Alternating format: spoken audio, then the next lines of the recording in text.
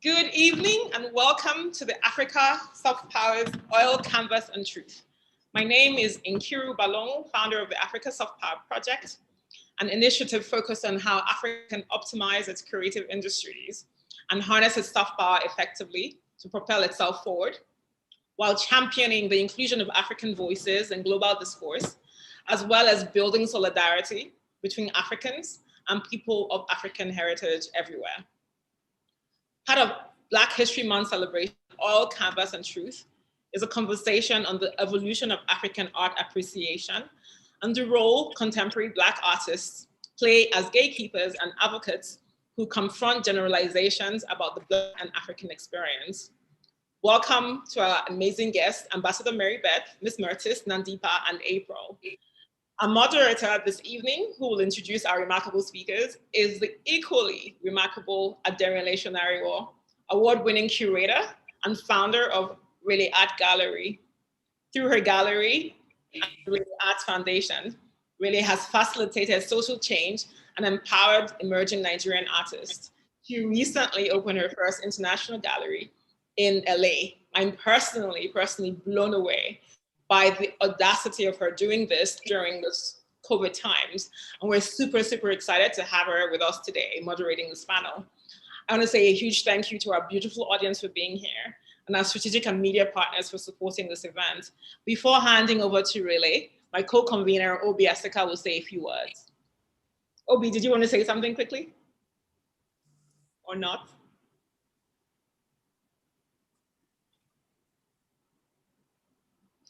Well, Obi doesn't seem to be I here. was talking to myself. Oh, you're on mute. Yeah, sorry about that. Yeah, no, I just wanted to welcome our wonderful panelists and Her Excellency the Ambassador, and really excited to listen in on this conversation. You know, art is something that's really important to everybody. And I think that we need to grow the conversations around what we're doing within the art scene. And even not just contemporary art, but maybe also our antiquities as well. So I'm looking forward to listening in. Welcome everybody, have a great one. And congrats on the new gallery as well. Rele, over to you, and yes, congrats. Thank you, Nkiru, and thank you, Obi. It is such a pleasure for me to moderate this conversation this evening. As Nkiru said, it's Oil, Canvas, and Truth, and we just want to have some very honest conversations this evening, conversations around how the important role that the art can play. Art is cultural, political diplomacy, why representation is important, and also to get a sense of the really important work that our distinguished guests present here this evening are doing within the art space in different regions. So welcome again for joining us this evening. The first part of this conversation is a fireside chat, 15 minutes with Her Excellency the Ambassador. From then on, we'll move on to the rest of the conversation will be with our other distinguished guests, and then we'll answer any questions that you may have. If you have any questions, feel free to just drop them in the chat and then we can pick them up as we go along. Her Excellency, welcome. It is when I realized I was going to moderate this conversation with you, I was really excited first because I'm always delighted when people in positions of power are art collectors or they love art, because it just makes it a bit easier for us. You know, we don't have to do too much explaining. You know, you just get it. So I was really excited to know that you're an art lover and you're an art collector. And before we get right into the conversation, you also I want you to tell us about what your art collection is like, and maybe even the two pieces that we see behind you in your video. Yeah. Yes, indeed. Well, again, Nkiru, thank you so much for inviting me for today's discussion. You know, I've spent the bulk of my international career in focused on Africa, and really just the beauty, the diversity, the power of the artistic and cultural works I've encountered. I mean, it's just always inspired and informed me. And it's nice to be here to highlight some of the cultural activities of the US mission and also some of my views on art. The two paintings behind me are part of the Art and Embassies program, which I'll explain about in a little bit. The blue one behind me is from Nikki Davies Okundai, and the other one is also hers in collaboration with Tola Wewe. And I particularly I'm fond of them both actually, but the blue one behind me has a special place in my heart in the sense that it's sort of the blue monochromatic version of the orange pieces of hers, orange monochromatic pieces of hers that she has in the Smithsonian's African Art Museum. So it has an extra special connection, I think, being in an American ambassador's house. But anyway, let me say, I think before we talk about activities and things, I just have a few moments of things I wanted to say. An event like this reminds me how unbelievably, how much I've enjoyed my time living and working in Africa, and how privileged I am to encounter the cultural richness of Nigeria and all the other countries that I've lived and visited. Along with the richness, you also see the innovative spirit of African artists, the flourishing of arts and cultural institutions, of which you really are a prime example. It underscores the importance of our bilateral partnerships, our formal bilateral partnership in the areas like intellectual property protections. If arts and artists are going to continue flourishing, artistic productions need to be protected from theft and piracy and other types of creative infringement. But anyway, for the U.S. government and for me personally, one of our support for the visual arts and its role in cultural exchange is very close, very important to me. And one of our flagship programs is the Art and Embassies program that I just referred to. It's the mechanism by which American ambassadors are allowed to, are facilitated to borrow art from American or host country artists for display in the residence. And there is a catalog that gets made about that. And we're going to eventually we'll put on our you'll find on our Facebook page, you can find a link to be able to tour all the art here. It started a really long time ago. It was originally the Museum of Modern Art in New York that thought about this this concept, and President John F. Kennedy formalized it in the early 60s and named the program's first director. So now it has almost 200 venues, because it's not just ambassadors' residences, it's also our chanceries and our consulates. And the program curates exhibitions for new embassies, ambassadors' residences worldwide, helping to select and commission art from the US and host countries. And it gives international audiences a sense of the quality and scope and diversity of both countries' art and culture, and establishing the program has a presence in more countries than any other US foundation or arts organization. The latest exhibit, which is on display at my official residence here in Abuja, has both contemporary Nigerian and African-American artists. Some of the Nigerians, besides Nike, is Victor Ekpuk, Osi Audu, Stanley Akwontine, and others. In a related collaboration we do in Abuja, the US Embassy works with artists and art galleries to support an annual edition of an Abuja open house. And we hope to do it again this year, although everything's trickier in the time of COVID, but as this little gathering shows, where there's a will, there's a way. The Art and Embassies program is probably one of our crown jewels, but it's far from the only jewel. For example, I could go on all day about the various art programs that we did, and we can chat about those later, but in 2018, we brought the acclaimed New York City-based portrait painter Kahinde Wiley, who's notable for having painted former President Obama's official portrait, came to Lagos to participate in a US consulate-supported Art Summit Nigeria, which focused on the vital and transformative impact of artists. So anyway, later in the discussion, I'm happy to talk about other sorts of arts and cultural institutions, initiatives like film, cultural properties, and the visual arts that the U.S. Embassy supports, and also to talk about the sort of the logic behind the collection that I have here in my house now and in my previous home in Addis Ababa. Thanks. Thank you, Ambassador. And if you're just joining us, that is the Ambassador Leonard. She is the U.S. Ambassador to Nigeria. From 2016 to 2019, she was representative of the United States of America to the African Union. She was previously the U.S. Ambassador to the Republic of Mali, and her service in Mali was recognized with the Department's Diplomacy for Human Rights Award in 2013. Thank you again, Ambassador, for joining us this evening, and for giving us a brief into the Arts in Embassies program. I don't know if you're still there, Ambassador? Yes, I'm still here. Okay. Thank you. I wanted you to talk about arts and embassies in Nigeria now. What is your approach back? What is your strategy? What do you hope to accomplish? Because as you mentioned, it evolved over time, but we're really interested in hearing what plans you have for it here in Nigeria. So I'll talk about the two collections because they came about in slightly different ways, but I think that they were both interesting processes. There's all kinds of, you're like a kid in a candy store. The State Department says, okay, you have a budget and you can go and find a bunch of artists. The way the program works is that the State Department pays to pick up, pack, ship, insure, and return the art that is borrowed, that is loaned for the duration of the ambassador's tenure in the country. And so there are curators who work for the State Department who not only work on figuring out what art to put in new buildings that we build, because we're having a big, long replacement of our embassies around the world that's been going on for decades. But they work with individual ambassadors about their vision and guiding them for what they might do inside their residence. The State Department owns some works.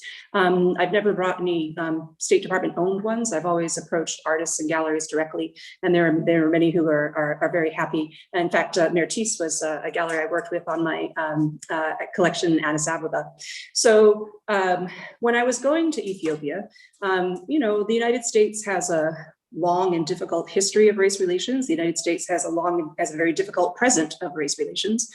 And that's something that one talks about in one's role in one's work as a diplomat. So it seemed to me that one of the tools that you could use in order to do that would be to select works of art that provided a springboard to talk about race relations in the United States. What sorts of images would bring that up? So, for example, I borrowed from Nina Buxbaum a painting. She's an African-American artist of biracial heritage, and she used a very kind of it's among one of the more edgy or confrontational, not confrontational sorts of works. She uses there's something in the United States called a topsy-turvy doll, which has its origins in the antebellum, that is to say the Confederate South, and is also comes up, it's maybe after the Topsy character in Uncle Tom's Cabin. But basically it's a doll with two heads and a reversible skirt that moves back and forth, and it showed a white baby on one side and a black baby on the other. And being herself of biracial heritage, she used this really sort of, nobody exactly what that is meant to symbolize beyond, coming from that literature, but really kind of a jarring image. What is this about? Is this about, does this have its roots in the fact that somebody might have an opinion about whether you should be the same color as the doll that you're playing with, or whatever?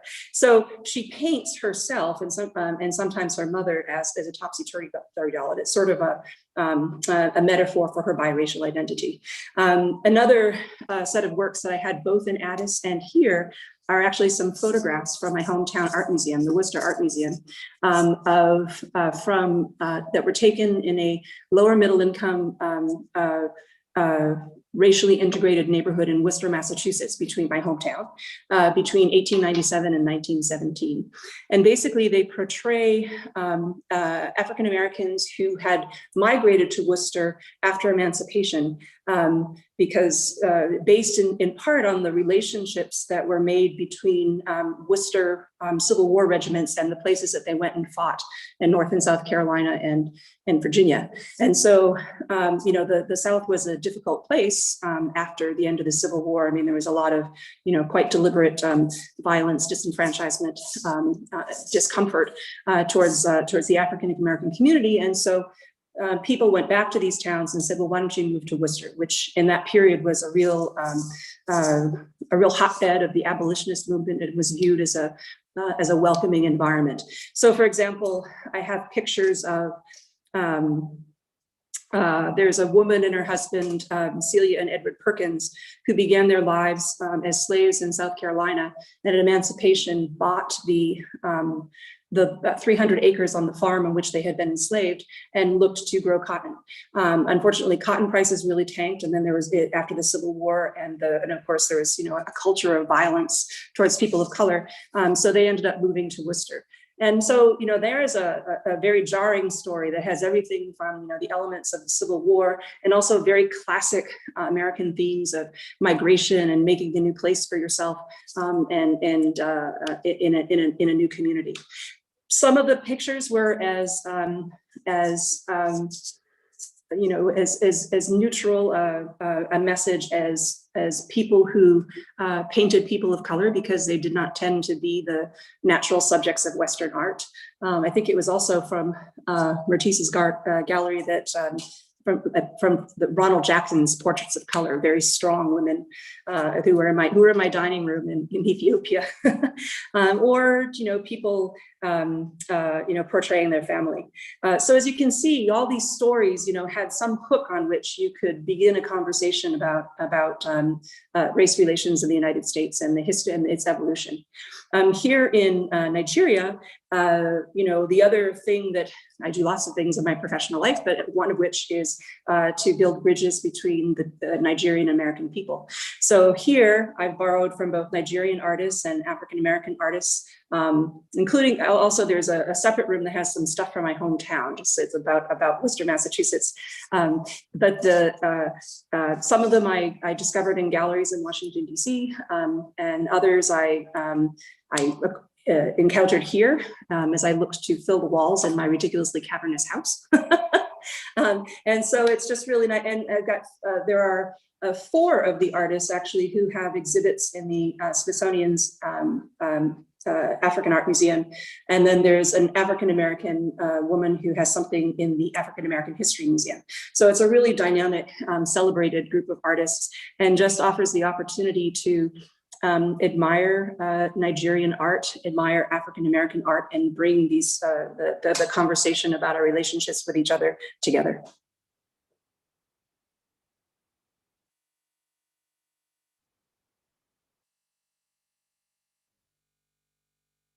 Oops, have we lost Rele? Yeah, I think she's frozen. Aha. Sorry.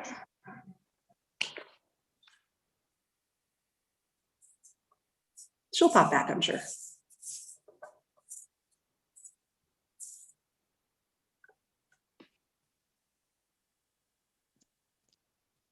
Okay, sorry about that.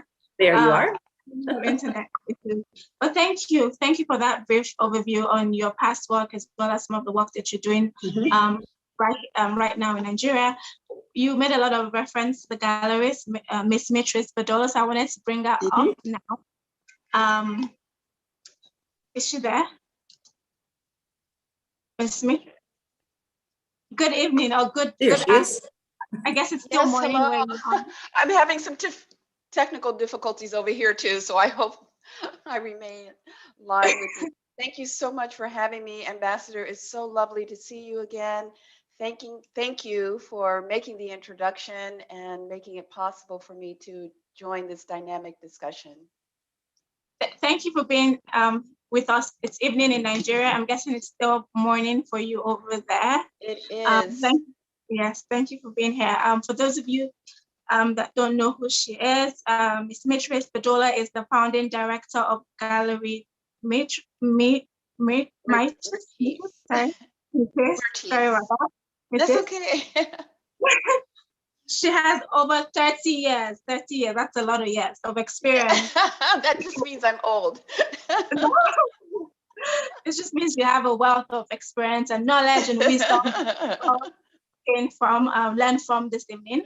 She's an advisor to private collectors and public and private institutions in the acquisition and of the accession of fine arts. She also provides professional curatorial services, lectures, and educational programming to various organizations, and her gallery is in Baltimore, correct? Correct. Thank you for joining us this evening. I think one of the very first questions that I wanted to ask you was just to go off what the ambassador has said in terms of just sort of artworks and that she's been showing in the Arts and Embassy program. And when I was reading about you, I read about your artists and just the themes of social and political themes in which your artists create work around. I also read about you just feeling like this stayed with me as I think I'm just 6 years as a gallerist, but I particularly like how you spoke about what an honor it is for you to be able to present and show your artists and all that. And I wanted you to talk about the artists that you work with, you know, how important their themes and their subject matters are to you as a gallerist. Yes, well, thank you again for allowing me to participate in this really important cultural discussion about African and African American art.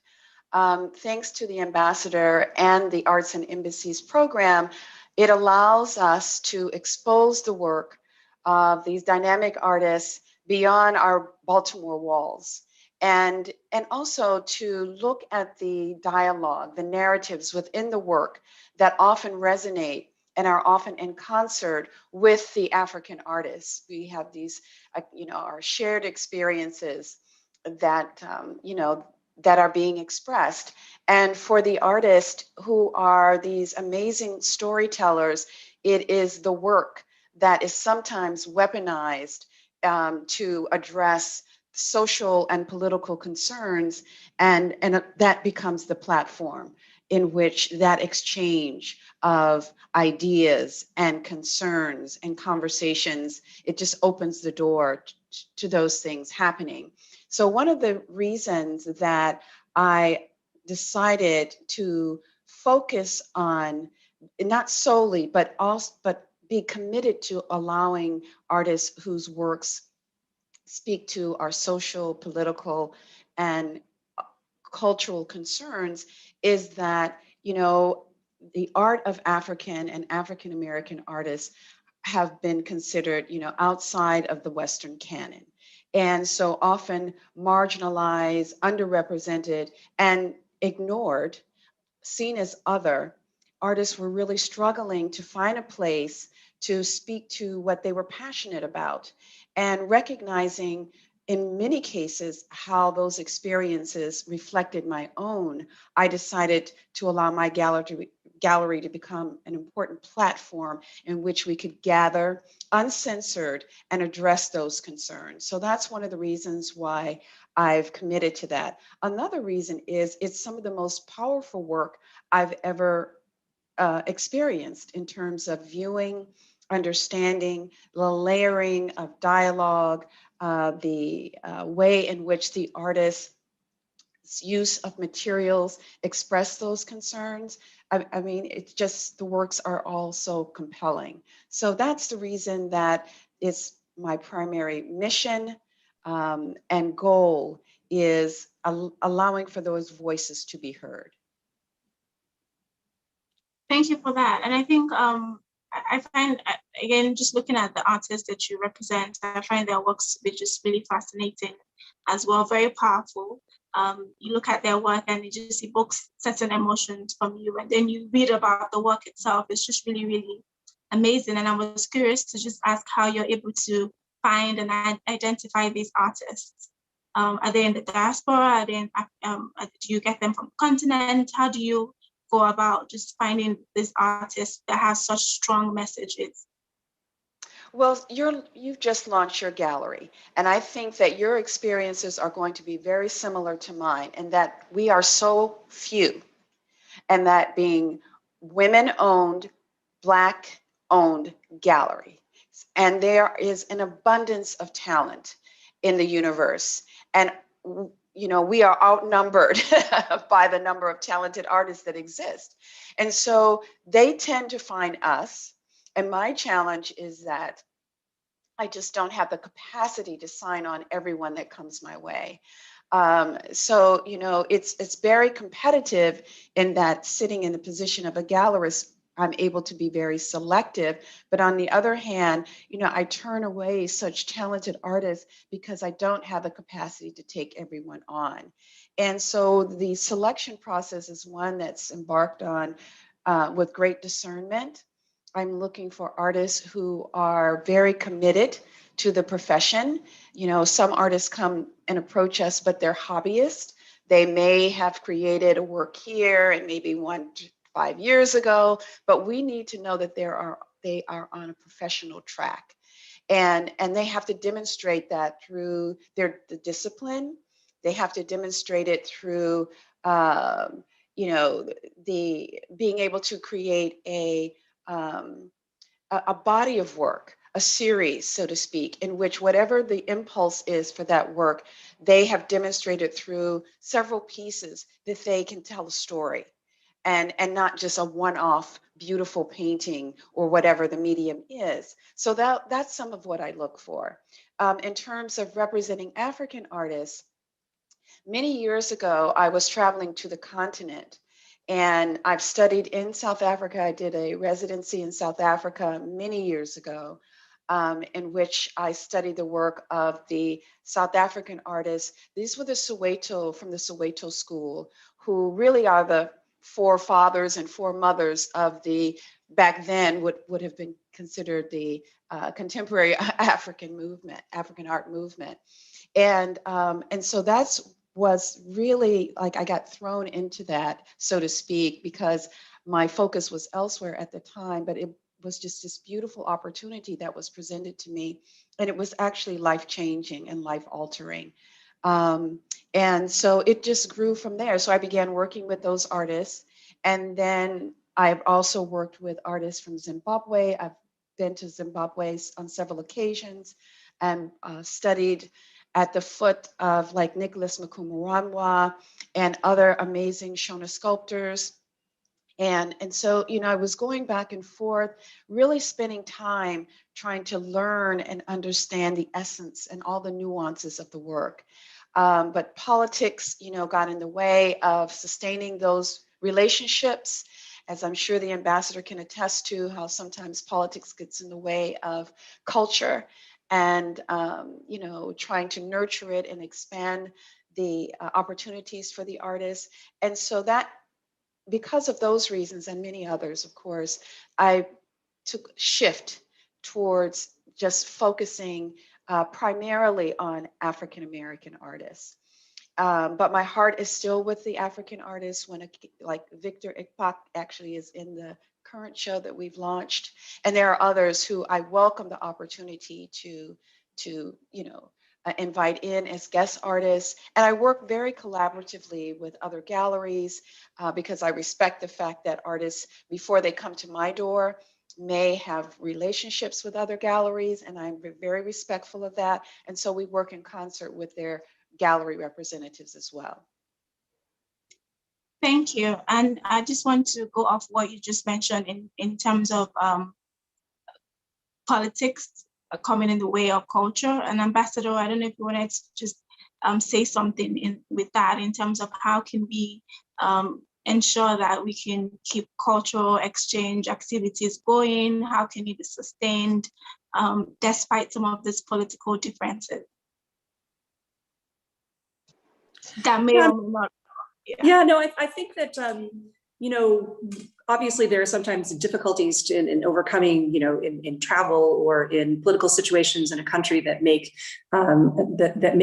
not relationships but physical movements difficult. But I think what's great about arts and culture is that it has also the ability to transcend the political topic that you happen to be discussing. It doesn't need to be, that doesn't need to be an obstacle, because everybody, you know, if you look at the art that I've had in my homes over the year, I mean, whether it was African Americans or Nigerian Americans, you know, themes of identity and family and a sense of place, you know, they're just, you see, in seeing how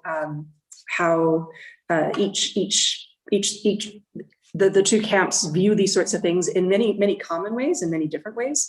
I think it can be a real unifying thing. And as we've learned in 2021, the physical obstacles don't necessarily need to be there as often with us. Thank you for that. And just really quickly, Ms. Bedolla, I wanted to ask about the reception of the American or African American audience to the African art that you were presenting when you were able to travel around the continent. What was the reception like and the engagement with your audience, with your collectors, patrons, supporters? How did they receive these works? Oh, the reception was overwhelming. I mean, on many years ago, again, I curated an exhibition at the U.S. Embassy in Ghana. And It was an exhibition that featured the works of Ghanaian artists and African-American artists. And it was, the theme was the theory of atavistic memory. That is, you know, we are socialized, African-Americans are socialized differently than our African cousins, but there are commonalities within our experiences. The way in which we worship is rooted in African tradition. Our music is rooted in the polyrhythms of Africa, you know, and so we were exploring those themes, and it was amazing. Sometimes even down to the titles were so similar, and the artists did not collaborate with one another. I worked with Dr. Aforiansa, who at the time was a professor of African art, a Ghanaian professor. He's Ghanaian, and he worked at Howard University. And so he really spearheaded our efforts in contacting the Ghanaian artist. And then I selected the work. And it was incredible. It was a very moving experience. And it was just, again, showed how, you know, we may be separated by an ocean, but our experiences and our cultural beliefs are so closely knit, you know, they're so closely connected. And it was just a great experience. Thank you for that. Now I want to bring in Miss April Hunt. She's a former director of communications of MoMA PS1 and founder of sparkplugPR. She's also a DJ and founder of Mixtapes, which is a platform celebrating creatives of color. She's a community builder who activates music and media as a tool for recognition and celebration. Thank you for joining us this evening. Hi. Sorry, Lauren, it's probably for you over there. Thank you for joining us. Yeah. But I want you to speak about the very important work that you've done, just in terms of supporting underrepresented artists. Can you just tell us about that work? Yeah, sure. That has been an amazing journey that I continue, which started in the PR world. You know, as you mentioned, I was director of communications at MoMA PS1, which is where I met like so many of the important, amazing Black and Brown and beyond artists that I'm still friends and colleagues with now. And from there, you know, just from being at the nexus of like this very experimental museum, it inspired me to start my own agency after I left. And yeah, I had that agency, sparkplugPR, for about 10 years. And just through that, I work with just a really diverse group of cultural entities and artists. And, you know, working with artists directly, like that was particularly magical, because I just feel like when you work with artists in that way, you kind of tap into their brain, into their world. And as a creative myself, that was like kind of one of the most inspiring things from that experience. And now today, you know, my main focus is basically celebrating this community that I've grown with, we've grown together through this platform called Mixtape. And, you know, we're just elevating our voices, communing in the virtual space, partying in the virtual space. And that's where the journey has led me so far. I wanted to speak to your experience with just public relations and communications in terms of the artist. Like, can you just speak to how important that is for an artist in terms of just having that sort of like using PR and communication to project yourself and making sure that you're represented and you're in the right spaces? How important is that for an artist? Yeah. I would say it's very important, you know, especially when you think about just representation in general and kind of the faces that kind of get the attention. And historically, you know, on these media platforms, I think, you know, definitely all voices should be heard, but I definitely have had an emphasis on trying to nurture those voices of Black creatives. I think it's very valuable. And what is also super valuable is being able to connect with the writers that can really capture that essence you know, like really connecting with writers like other, and Black writers even, you know, like I think that that's super important to have that exchange between the writer and the artist to really, you know, handle that presentation with care, like handle that narrative with care.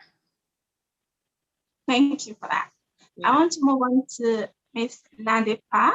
Welcome. Thank you for joining us this evening. Welcome. Hi, thanks. So you have only a limited time with us because you have a young child, but I mean, that's part of why we're women, right? So if you want her to make a cameo, please, by all means, we want to say hi. Thank you for joining us this evening. I'm such a fan girl, but I want to introduce you to people that might not know who you are. For those of us in the audience, she's an internationally renowned South African artist. She's best known for her figurative sculptures, which allude to the symbiotic relationship between humans and nature. Through her work, she also addresses ongoing debates around traditional gender roles, body politics and identity. You know, she's shown in some of the most reputable places all around the world, Venice, Novel Foundation sites, exhibitions in very important collections. You know, I can go on and on. We're really so excited for you to be here with us this afternoon. And, you know, I know you joined us a little bit late, but what we really, we just wanted to have very honest conversations about the importance of art for cultural diplomacy in a time like this, where there's, you know, heightened there's an increase in the conversations around Black artists, African artists. Mm-hmm. And I really want, and you've shown all around the world. I wanted you to start just telling us about how that feels to have been able to, you know, whenever I hear of you or I see your work as an African gallerist or lover of the arts, it just makes me very proud, you know, whenever I see your work anywhere all around the world, you know. Can you just talk to me about what that represents, if it means anything to you, and what that representation, you know, because I know artists like to be humble and all that, but I really, really want us to have very honest conversations this evening about what that means to you and for you. Well, firstly, thank you for the invitation to be part of the conversation. Hello, everybody. Well, I mean, I think it's been an interesting road in that I didn't start out wanting to be an artist. I was interested in forensic pathology initially. And, you know, the space of being in public platforms, the space of actually being a success when it's not really the thing that's in the forefront of your mind has been a bit mind-blowing at times. I think that what's been interesting for me is, you know, having a kind of wide range of places in which one has exhibited or have been invited to, and understanding that there's still quite very specific perceptions of Africa, African people, African art, and especially being somebody who lives on the continent, you know, there still are these very deep and sometimes misleading perceptions of the materials we should use, what we should look like, how we should behave. And so that's been something that has kind of taken me a little while to navigate in a way. But also feeling really humbled and blessed, you know, because I think there are a lot of people who are creative, a lot of people who want to be in the space, but somehow either don't make it within the same kind of trajectory or maybe don't get the same kind of representation. So I think it's a combination of things for me. It's been really amazing and sometimes a little bit unbelievable. You know, you find yourself in like Russell Simmons's house or something and you're like, what? And then at the same time, you know, you're just confronted with a lot of like stereotyping or kind of negative elements of how people either view you or your work. So it's a combination. It's been a combination of things. I know right now you're living in South Africa on the continent. Yeah. And I read somewhere that you've also done work and lived in the US. Yeah. Is that correct?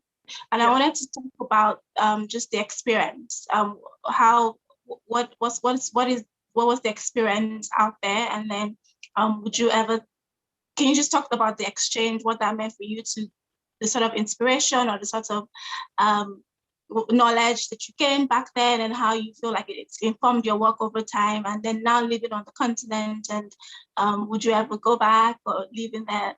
I just wanted to hear a little bit about that experience living outside of the continent. Okay.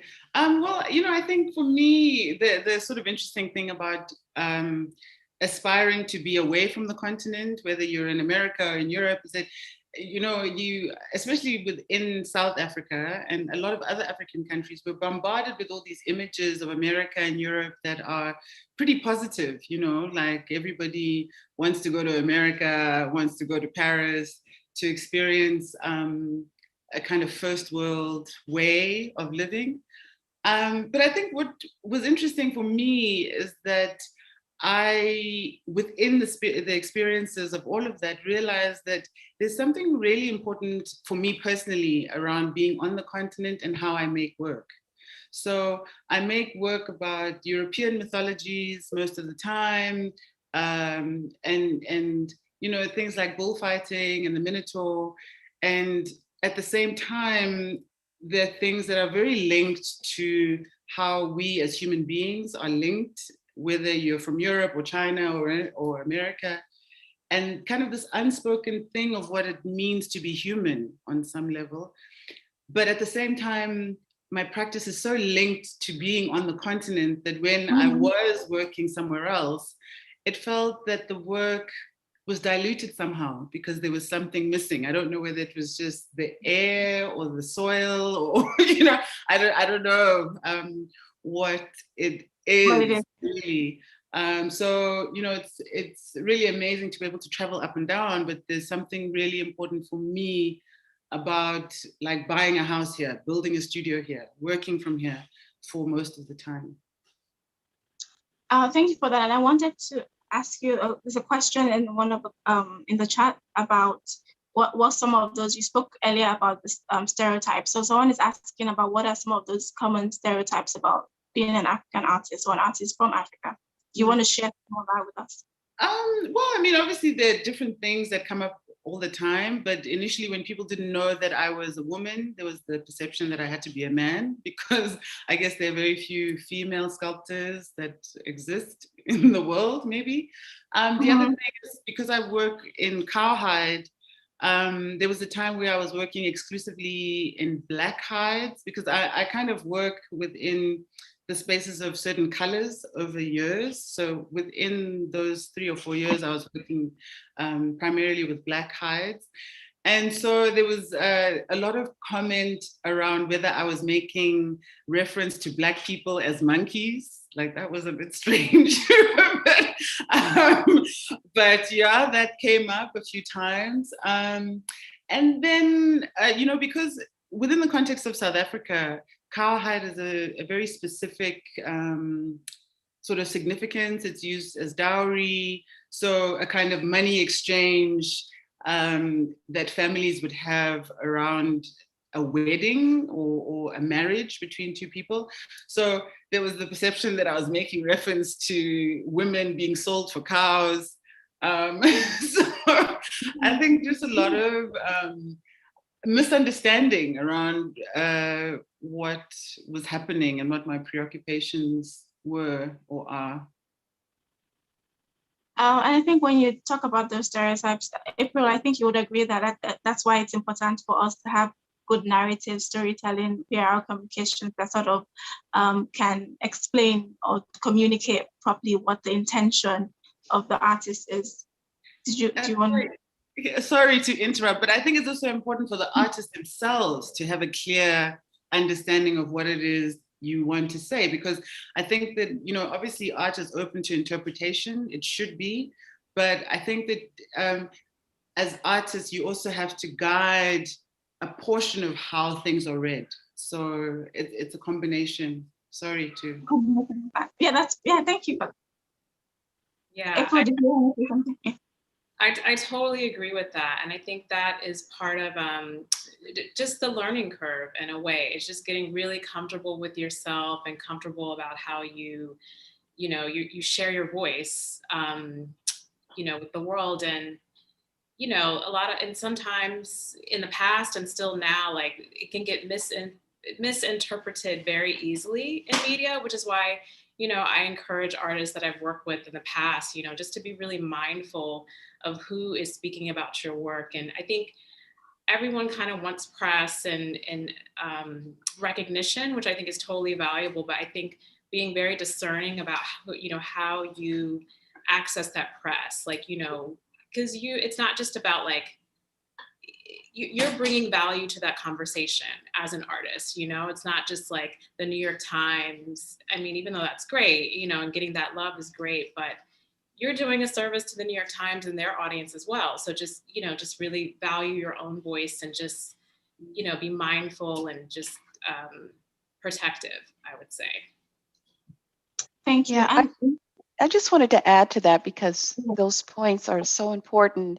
And just lastly, to say how critical it is for the artist to write a statement about the work. So their voice, their intention is understood, because it is so their interpretations by others who are outside of the culture or just outside of the artist's mind may not have a full understanding of why the work is so important. So the artist's voice as spoken through the artwork, and also having it written down, the artist's statement is so critical to that understanding. Thank you for that. I was actually going to come to you next. I wanted to get because you had mentioned earlier about just the great sort of response that you had when you were presenting, when you're visiting Africa and then presenting the artist's work. And I was just curious, just the same question that I had asked Nandipha, in terms of any stereotypes about African art. Can you think of any that you had gotten back then or even now? Oh, yes. I mean, well, one, she said it so beautifully. I don't think that there's much that I can add because she's speaking from first person experience. But in the position as a curator, and again, the reason I express my experiences in South Africa and in Zimbabwe of sitting at the artist's feet to gain a full understanding, or as much as I was able to, about why they created the work and what they were speaking to in terms of their experiences or a message that they wanted to convey. I knew that I had a responsibility to bring that truth back to the American public, because in many cases, the work was being introduced to my clients or the audience for the first time. And I knew that I was going to be speaking on the artist's behalf. So I have notebooks like this where I'm writing, and I would travel like through Zimbabwe with an interpreter, because I did not speak Shona, and I was dealing in many cases with the first generation sculptors, and in many cases, they spoke English, but there were so many cultural nuances that I was learning for the first time. And I didn't want to come back and feed any stereotypes and negativities that people might hold about what our African art is. Like she says so beautifully about, oh, you're a sculptor, you're a woman sculptor, and this cowhide means, a representation of African people. I mean, and so, I didn't want people to go away with any misunderstanding, at least conveyed through me, about what the work was speaking to. And, there's still such a lack of scholarship as when it relates to African art and African American art. I see things changing, but there's such a void in scholarship written by Africans, scholarship written by African Americans who are close to the culture, close enough to know and understand those nuances, those cultural nuances. Thank you for that. And I think you can help answer this next question. It says, how can African and African diaspora community build collaboration and connections and a common agenda? Well, that's beautiful, because it's such a beautiful question, but it's one that's so big and really should be an ongoing conversation, because I think we're all aware now that African and African American art is being seen as these new emerging markets. And there are many reasons for that, some good and some just purely profit driven. But I think that, and I think part of one of your questions was about our taking responsibility and kind of ownership over that, and kind of guiding that as much as we're able, so that, again, those truths about why the work was created are conveyed in the way that's important, and that the artists are protected in terms of, the commissions that they're entitled to. I mean, this business is unregulated, and people operate, it's driven by their own moral compass. And one of the things that I'm ever mindful of is, as you said earlier, about honoring the relationships that I have with my artist. And I guard my reputation fiercely, because I believe, sitting in my position, that it is an honor and a privilege to work with them, and they know that. And I honor that relationship in many ways, in helping to build and sustain their careers.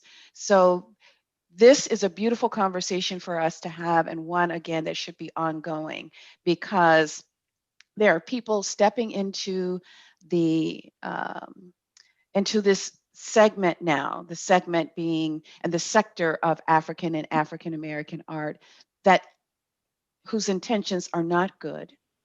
And the artists, and I represent many, and because of my reputation, I get calls from many who are really dealing with the unethical practices of our gallerists or dealers that they thought had their best interest at heart.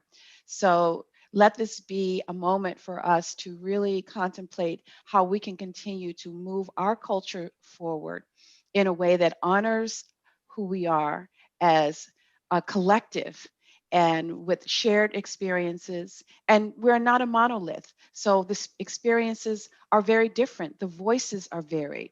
And so we should honor all of that and uplift it, and in a way that, is so important, again, that reflects the importance of who we are. Thank you for that. That was really beautiful. Nandipha, I wanted to come to you to a question here about, I guess the first question is, do you consider yourself an African artist? Let me just ask that first. I know. That's such a complicated... No, that's actually not the question. I'm asking that because it's going to lead me to the question, but I wanted to ask that first. Okay. Well, yes, I am African because I'm from the continent and I live here as well. So yes, but okay. In the way that I understood art, in the way that I was educated in art history, in the way that I have lived in general, I don't know that being an African is enough of a word. Okay. The question really is, Okay. I'd like to know how the artist feels about her work being classified as African art rather than art. And indeed, what does African art mean to you? Wow. I think it's just such a difficult kind of line to decide which side you should be on. Because like I said, obviously I am African, I come from the continent, I live here. And so because of geography, yes, I am an African artist. But just in terms of the range of experiences of life that I've had, it's more of an international or a global, let me say, way of kind of thinking and living. So I think that the issue that maybe I've just had in general, even before being an artist or even before deciding what I wanted to do, is that I didn't really have a typical South African Black experience of living here. I've never lived in a township. I didn't really have Black neighbors, actually. So the only other kind of African or Black people I encountered on a regular basis was my family. So how I then kind of became classified was that I was a coconut. So already from before all of this happened, or at least before being grown, there was a complexity in how I understood life in general. And I think that's the thing, that everybody's experience is just so varied and so different. And even if we had both lived in the same township right next door, because of our family experiences, how I viewed life or how I experienced things would be totally different to you, you know?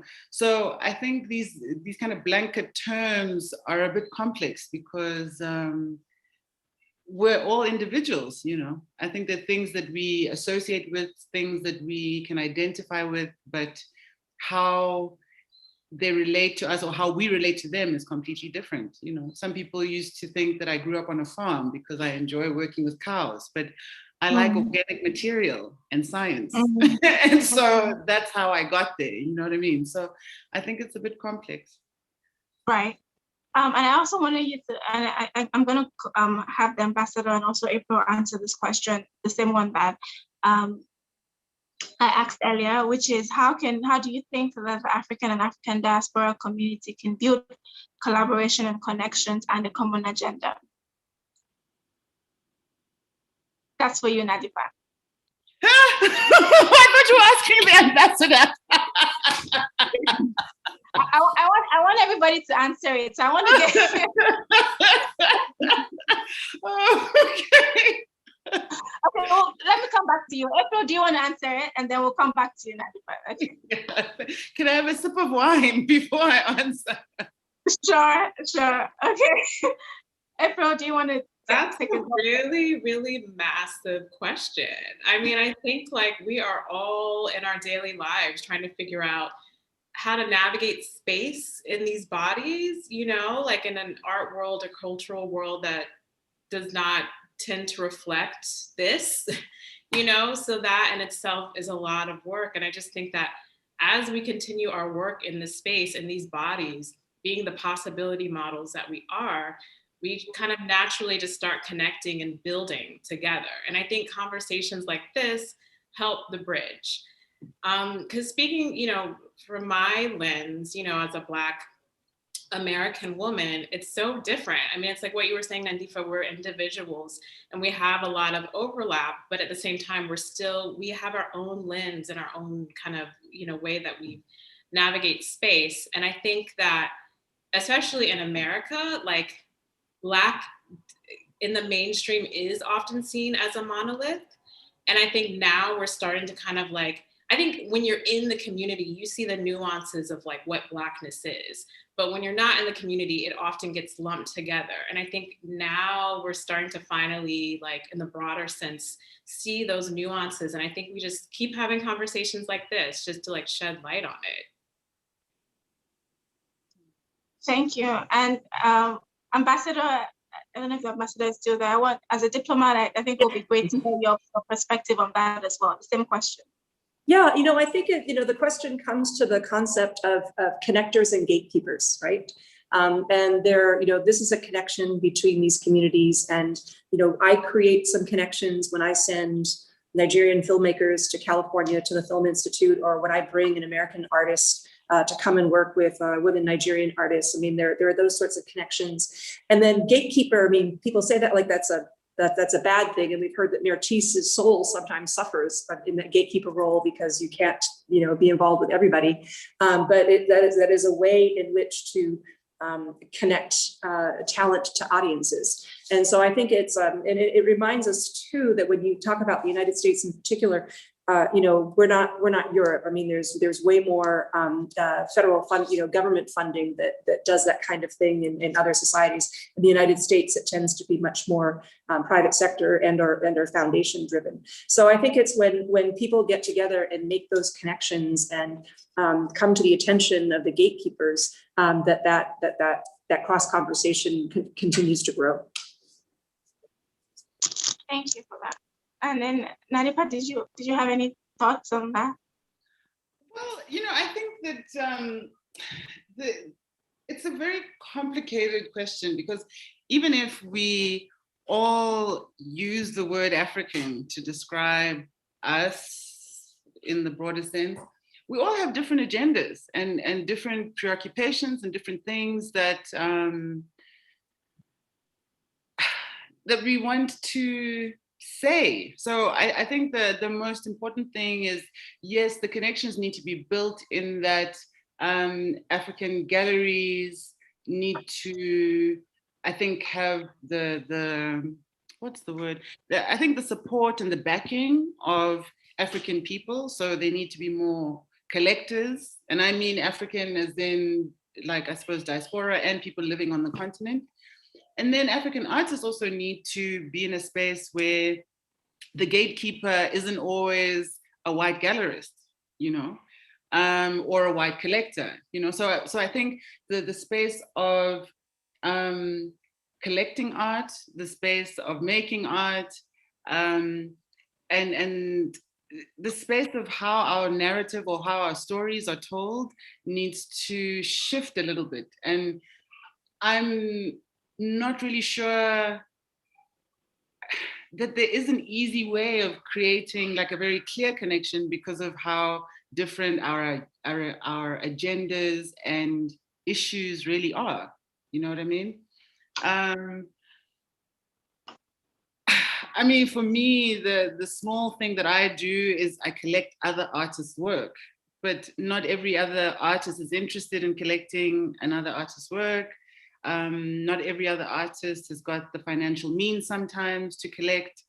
And so there are these gaps that somehow aren't being addressed in a very real and honest way for me. Ms. Myrtis, I was wondering if you had any comment for that with Nandipha's point, because I know that you're a gallerist and we've spoken about how there's just earlier about how there's just a lot of talent and you just can't represent everybody, right? But how do we encourage more gallerists and curators and historians that are Black, that are African? How can we encourage more of that within the space just generally? Well, I admire artists who are taking the lead. And despite the fact that they are not represented by a gallery, I mean, one of the artists that we represent now, we discovered her on Instagram. And so, artists are taking full autonomy over their careers. And I think that the virus caused a lot of us to have to pivot in the way in which we approach our businesses. And a lot of online platforms sprung up out of that in terms of virtual galleries and so on and so forth that allow for the artists to gain exposure. I, in my space, host international exhibitions. We call it Art of the Emerging, and which we send out calls around the world. And the last time we did it, now it's been about 3 years, we had art shipped in from several African countries, and even as far away as Israel. And it was phenomenal. So there are ways in which we try to maintain a pulse on artists who are emerging, provide them a platform and visibility here in the US, and of course, artists that are across the country as well. So, we just try to, I came out of a place before opening my gallery where I was a representative without a space. And so I was knocking on the doors of other galleries, trying to gain opportunities for the artist's works to be shown. And so I understand that struggle. I understand the rejection, because I was the person sitting in the seat across from the gallery owner who was being told no. So I think that's another reason why I have such a sensitivity and I feel such a great connection to artists. I'm not a maker in that way. I consider myself a literary artist, so I write about the art, but always, again, with the artist's voice in my head, and I sit and I interview them, I record those conversations. And so again, I'm drawing directly from what their words are, what they're stating. So again, another big question with many answers because it's complex. the needs are so great because the talents are so vast. So there's so much that can be done. And, you know, I sit in a place that I try to provide as many opportunities as I can. I've been in the business over 30 years. I'm very serious about this and very focused on what my intentions are and the way in which I hope to impact the African and African American art sectors. Thank you so much for that, and thank you to all our panelists for joining us this evening. Before we round up, I just want to I want each panelist to just say something. What I mean by that is that we have a bunch of different people joining us from all over the world. We have some collectors, we have some curators, we have artists as well.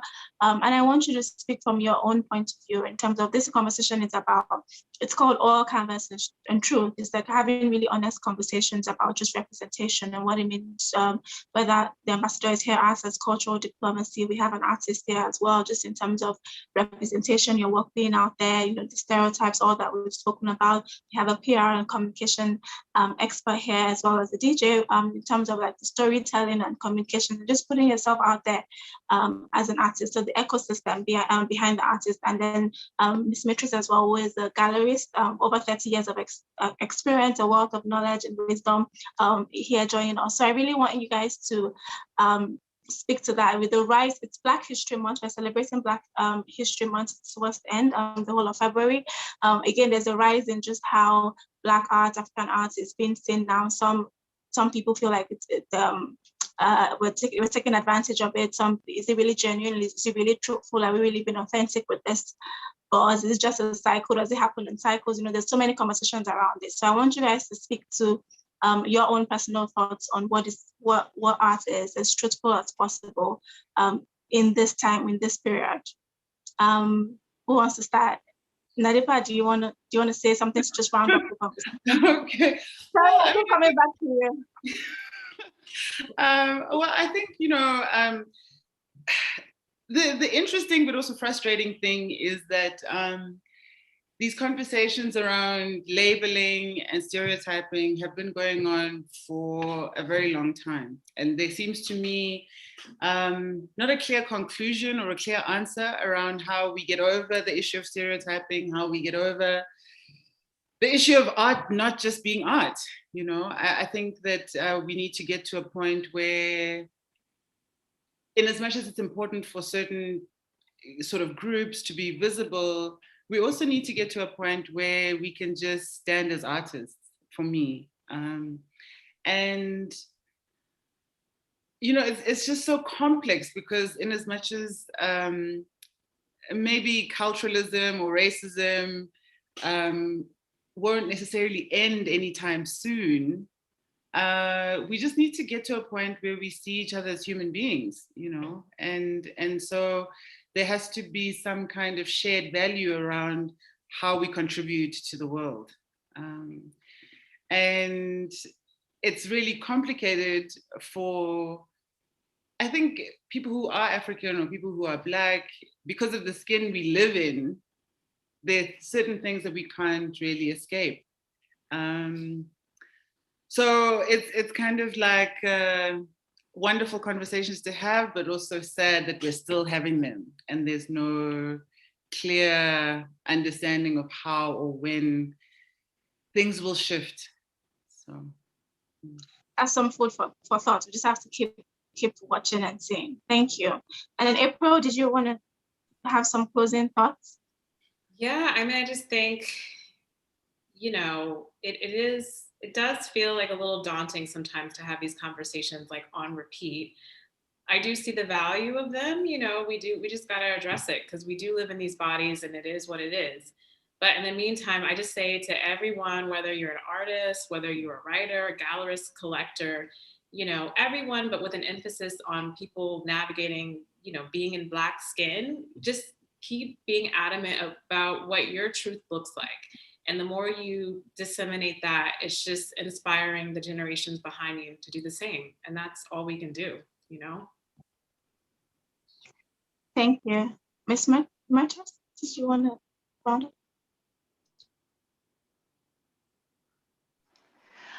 Yes, again, complicated questions. um, so I guess, for me, art is more than just art for art's sake. It is culture, and it's cultural, and it's why it has enriched my life in ways I could have never imagined. And I, again, know what a privilege it is to be in my position, but I believe that because I've honored my relationships with artists and then those who support them, that the gallery has been so successful. So there's lots of work to be done. But I'm one who I don't do the pity party type stuff. One of the other privileges I have is having full autonomy over my life, not having to answer to anyone. And I mean that literally, like I will let someone know in a meeting, oh no, what's the name on the door? It's Gallery Myrtis. So you don't get to dictate who I represent in my gallery. You don't get to dictate anything related to the artist. This is how we move forward with this. And my artists love it because they know that I have their back and they have mine. And that speaks to these long relationships we've had. Because when Myrtis Bedolla or Myrtis Bedolla walks in the door, they're not expecting this Black body. I used to have a young white assistant, and I'm not kidding. Every time they walked in the door, people would gravitate towards her. Yeah. And I'm like, and she'd go, no, she's my boss. So April, you said it. It's like the reality of being and existing in this Black skin, hits you at moments you would not expect. And so that's why we have to be sure about who we are in our place and position in this world and not question that. Others will, but we have to be certain and we have to be sure. And that self-determination and that knowing we have to possess in whatever way we define ourselves as women, as mothers, as gallerists, as artists, as producers, as ambassadors, we have to be sure. And then we have to think, pray, and then do. And those are my models. Like I'm a mother of 3 sons. I'm like, okay, you got 5 minutes to complain about this. And then what do we do? How do we achieve whatever the goal is? How do we get past the barrier? We're either walking right through the door, we're walking around it, but we need to achieve it. And so that's always been my mindset. And so I say that to offer that as your prayer, as your focus, as your commitment, because the art is so critical and it's so important and so relevant to who we are, period. Thank you. That was so beautiful. Thank you for that. Ambassador, did you want to wrap up for us this evening? Sure. Well, first of all, again, thank you so much for this invitation. I mean, it's been great listening to all of you speak about this. It's a subject that's near and dear to my heart, and I feel like you've really made my appreciation and understanding of this conversation much more profound, and I thank you for that. I think the question that you just posed a little bit goes to one of the questions in the chat well, it keeps coming up. Art is art. Why is art not art? But there was someone earlier who was saying, are we engaging in our heritage and mythology, or are we running away from it? And for me, when I think in particular about some of the art that's hanging in my house, I don't think that the conversation is necessarily that binary. I mean, some of the most strikingly modern things, pieces that I have in my home are, for example,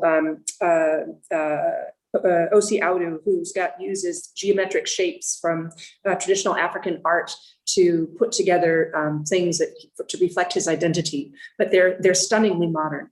And Victor Ekbuk, who uses his Nsididi, writing within the background of a lot of his works, but are very reduced forms and are just stunningly modern, although with a backdrop of a traditional writing. In fact, in my house, I have these are the ones, I don't know if you can see, these are the 2 books I have in my house. So I have right underneath this head, I have the birthday present I bought myself many years ago when I was living farther up the coast in Africa, but actually of a Beninese, that traditional bronze Beninese queen's head. And so I have it sitting right underneath this right here, because I just think it's fabulous, the counterpoint of a traditional Nigerian artist conception of a head and a 21st century Nigerian artist conception of a head, and the interplay between them is fabulous. And I think it doesn't matter where the inspiration comes from. It's the story that you tell, and it's a lovely story. In a final comment, because the U.S. ambassador, so I talk about activities the U.S. government does. I just wanted to say that that some of the issues of access and knowing how to get ahead as an artist is actually a subject that the U.S. mission in Nigeria actively works on. We have something called the Academy of Women Entrepreneurs, and it has an explicit focus. One of its sub-focuses is on promoting African women artists and doing coursework on like how to market yourself and understanding the gallery scene and stuff like that. I believe some of it is actually online, and so I think it's a lovely piece of work that I hope that will put some young Nigerian women onto the path that some of you ladies have discovered, and check it out.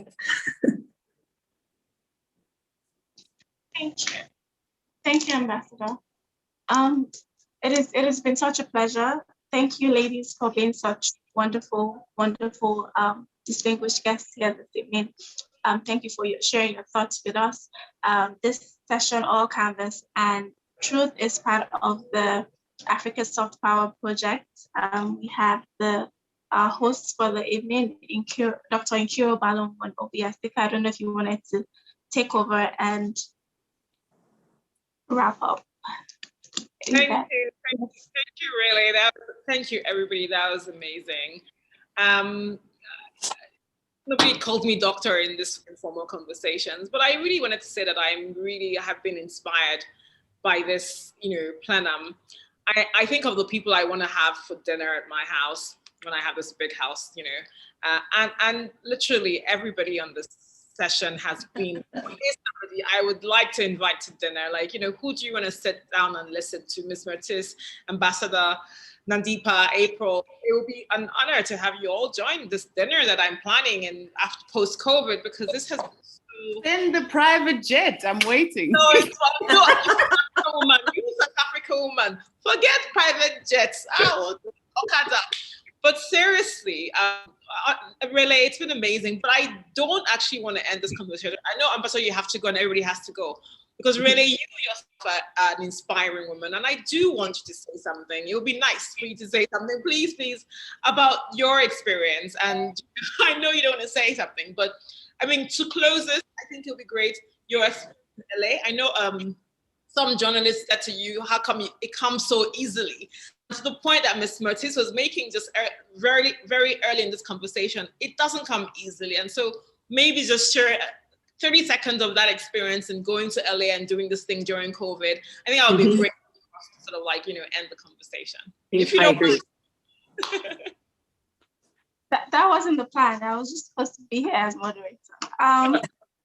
Listen, everything that Ms. Myrtis has said is actually how I feel. So I felt like when I was reading about her, I feel like I'll be her in 30 years. Because when I was reading about just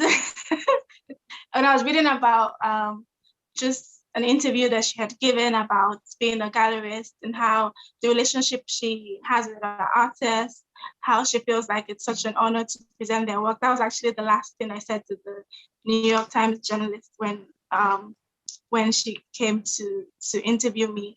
For me, it is such a privilege. I'm surrounded, as she also mentioned, by so much talent.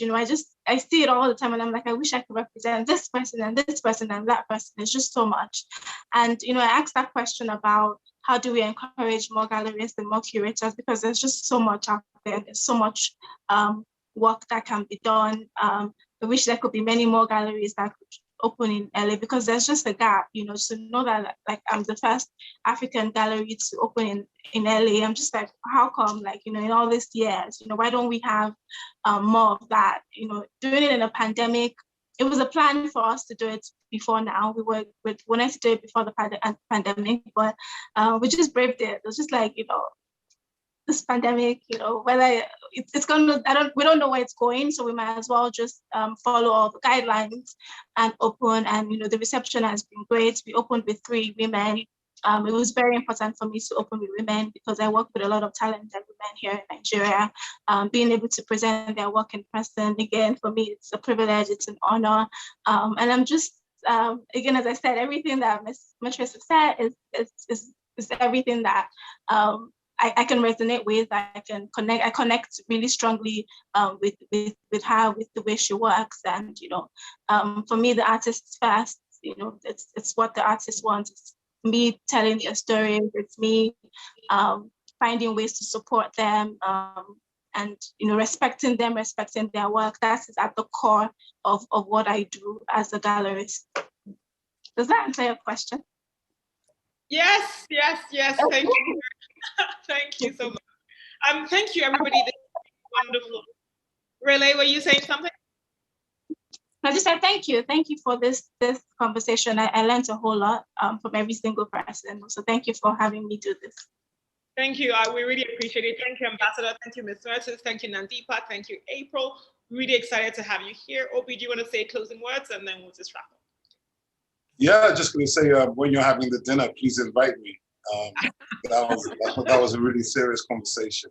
It was great to just hear everybody's perspective, and also to just, you know, it gives me hope to see the progress that people are making. And yeah, just looking forward to hearing more and seeing more. And best of luck to everybody involved. Thank you very much.